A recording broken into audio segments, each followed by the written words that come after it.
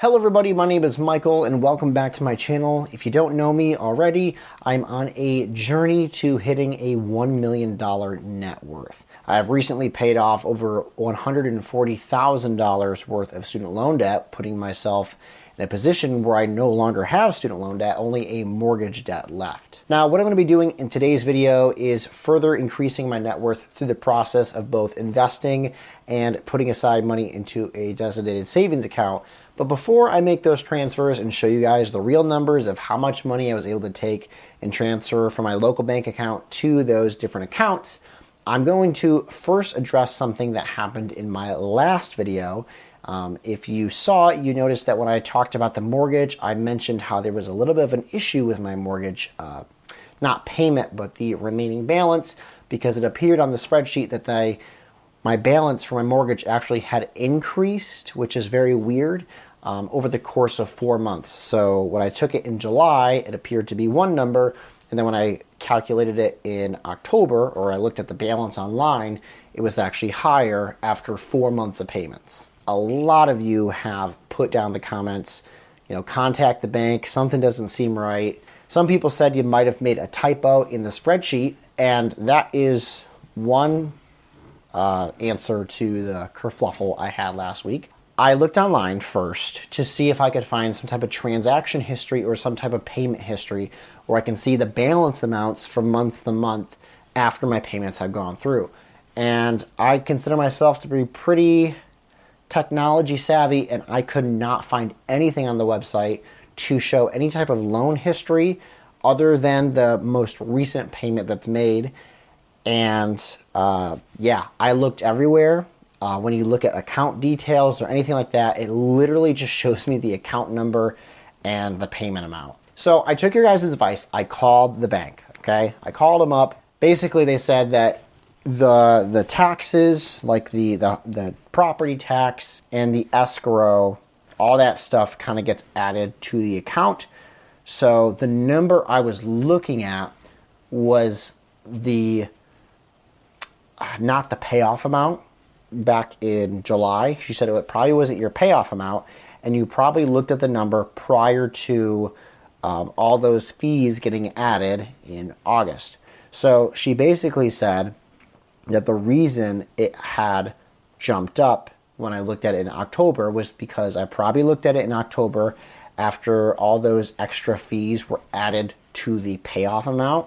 So the $124,000 number, she said that's correct. She goes, that number is going to jump around all throughout the month depending on when you look at it, based off of the general interest that goes into a mortgage loan. And depending on what time of the year you look at it, you might not have your property tax added to it. So that was the reason she gave me for why the number had jumped when it had gone up, even though there had been 4 months of payments going through. Because at first I got worried that maybe I had missed a payment or something had gotten turned off, like the automatic payments had gotten turned off. But I said it comes out of my bank statement. I can see on my bank on the mobile app that the money's getting withdrawn at the first of the month. She goes, nope, you're squared away. You're all up to date. There's nothing really wrong. It was probably just a matter of when you looked at your account back in July. You probably looked at it at a time when it looked lower because there was no interest added, no fees added because of the property tax and all that stuff. All right, so sorry to bore you all. If you didn't see the video and you don't even know what I'm talking about, I apologize, but last week's video got a lot of comments on something that happened, so I wanted to address that. Hopefully I didn't take up too much of your time.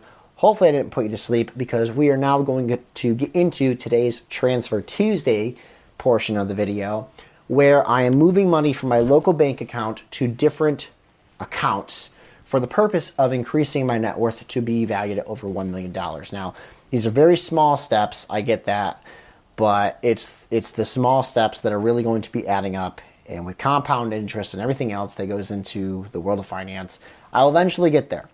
So in today's Transfer Tuesday, I'm making 2 transfers, and these are my typical transfers I make in these videos, moving money from my bank account to a high interest savings account, and moving money from my bank account to a retirement account. So we're going to be talking about those 2 things. I'm going to kind of quickly go through them because I know I do these each week. The first transfer I made was moving $250 from my bank account to the Ally Savings Bank online. It's an online bank, gets me high interest on the money I have in the account. In fact, it actually makes more sense for me to overload this account than it does keeping money in my local bank account. But obviously, for the purpose of paying off bills quickly, it's nice to have a bit of cash reserve in my local bank account, because it does take about 2 to 3 days to move money back to a local bank account from the Ally Savings Bank. So I moved $250 from my local bank account to Ally Savings Bank, and I designated of that $250, $150 to go towards the vehicle funding account. It's like think of it as an envelope with the word car on it, new car. So I mentioned we're saving up for my wife to have a new vehicle because hers is quickly declining. I actually spent 3 hours yesterday putting a new door handle on my wife's vehicle. That was a pain, but I did it. I finished it, so now her door handle works and she could open up her driver's side door again. Put a new mirror on, but I won't go into that story. So, yeah, it's just, obviously those are things I can fix, but there's going to be some bigger things with a vehicle that I don't have the knowledge to fix. I don't have the tools to fix, and yeah, so I'm just planning ahead. We're going to keep saving until we absolutely need one. But that's the plan. That's why I'm saving up money. And then the other $100 of that $250 is going towards, I call it rental investing. And I don't have any rental properties yet, but that has been something I have had an interest in the past.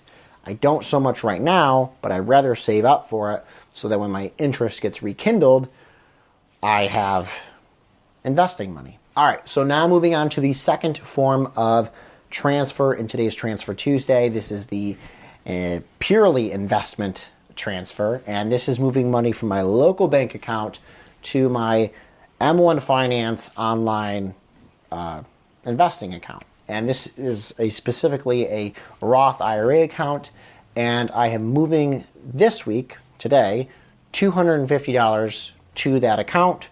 Once the money goes into the account, it is then, I have to do it manually, is going to be invested into 4 different ETFs that are with Vanguard. They're basically your stereotypical types of ETFs that you would have with a retirement account. So they're not anything really special. It's not like they're the secret ingredient to $1 million. The basic ETFs that you would have in a Roth IRA to maximize gains with that account. All right, so once that money is officially transferred over to the M1 account, because that's how M1 Finance works, you can only do it 2 times of a day. Once it goes in there, I will then be able to invest that amount. It'll probably go through tomorrow morning, and it's going to get divided up based on the percentages of those ETFs to the Roth IRA account. So that's going to wrap up today's Transfer Tuesday video, and hopefully I was able to clear the air a little bit with that mortgage issue, that mortgage kerfuffle that happened last week. I guess I mentioned last week, that's why it's important to, even though some of these types of investments and some of these, mortgage payoff is a very out of sight, out of mind thing, at least for me with how automatic payments work. But I guess there's something to be learned with keeping a better eye on it. I keep a spreadsheet, but maybe keeping a little bit better eye on it than I have this past year, because, it's a little weird when after 4 months it looks like your mortgage increases. Thank you guys for watching this video and for sticking around to the very end if you made it to the end. And hopefully next week we'll be plugging along in, is it going to be November yet? We'll probably have to make our first November transfer. So stay tuned for what that's going to be. I'll see you in the next one. Take care.